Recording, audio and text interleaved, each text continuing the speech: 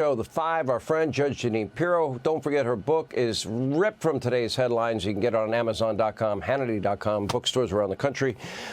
Judge, great to have you. You know, thank you.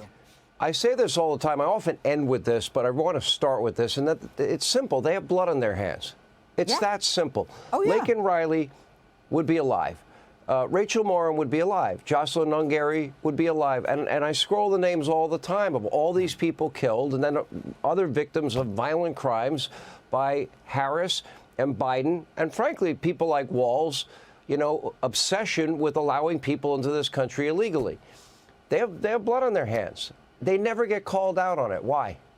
Well, because you know, Sean, that there is a compliant press. Listen. The fact is that Laken Riley was killed by a member of a prison gang, Tren de Aragua. We find out that both of his brothers are members of that prison gang. All three brothers are in the United States. So that when Donald Trump talks about them emptying their prisons, he is factually correct. Tren de Aragua is even more violent, this Venezuelan gang, than the MS-13 gang. And these people come into this country, nobody vets them, nobody cares. They lie to us, they gaslight us, and they say, yeah, you know, we vet them. No, we don't call Venezuela and say, do you have a rap sheet on this guy with 6 tattoos saying they're Tren de Aragua? The bottom line is that these people are being allowed into this country by people like Kamala Harris and Tim Walz, who don't care about whether or not they are a danger to Americans. They don't care that they are costing us billions of dollars, and no one ever talks about this. We're giving them free health care, free education. We're making sure that they have driver's licenses. And Tim Walz is making sure that there are sanctuary cities, sanctuary states. What does that mean? That means that if they commit crimes, they know what states to go to, where not only will they not be deported, they're not even going to be arrested. This is the takedown of the United States by these leftist progressives, Sean. It's an outrage. I've talked to members of the Laken Riley family. I have interviewed Jocelyn Nungary's mother and grandfather. And I mean, you have in Kamala Harris and Walz, you've got political soulmates here. Mr. Stolen Valor, or his ex has been calling him Tampon Tim. Yeah. I mean, the most radical positions ever. I scroll those things every night. And honestly, I really do believe in my heart, if America really understands who they are, they don't have a shot in hell of ever winning this election. Well, that's why they're not saying anything, Sean. They are smiling, laughing, and Americans are thinking, oh, they look like a great couple. Oh, Kamala Harris, they've forgotten for 3 years she was nothing but a word salad and an afterthought.